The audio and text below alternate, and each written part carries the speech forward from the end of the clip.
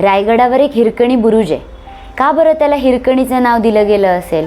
कोण होती ही हिरकणी? तर हिरकणी ही रायगडाच्या पायथ्याशी राहणारी एक गवळण होती. ती रोज दूध विकायला रायगडावर यायची. तो दिवस कोजागिरी पौर्णिमेचा होता. तिला दूध विकायला फार उशीर झाला. तिला चांगलंच माहिती होतं की रायगडाचे दरवाजे हे सूर्यास्ताच्या वेळी बंद होतात आणि सूर्योदयाच्या वेळीच ओपन केले जातात. पण तिला काहीही करून रायगड उतरायचाच होता, कारण तिचं तान्हुलं बाळ गडाच्या पायथ्याशी घरात एकटंच होतं. खूप विनवण्या करूनही शिपाई काही नियम मोडायला तयार नव्हते.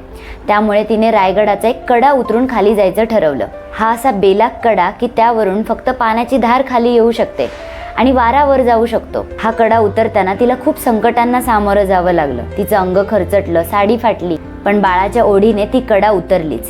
जेव्हा ही गोष्ट शिवरायांना कळली तेव्हा त्यांना तिचा खूप अभिमान वाटला. त्या कड्यावर त्यांनी एक बुरुज बांधला. त्याला नाव दिलं हिरकणी बुरुज. अशा पद्धतीने शिवरायांनी मातृत्वाचा गौरव केला. तर ही होती हिरकणी बुरुजामागील गोष्ट. तुम्हाला कशी वाटली हे कमेंट बॉक्समध्ये नक्की कळवा. चॅनलला सबस्क्राईब करा. धन्यवाद.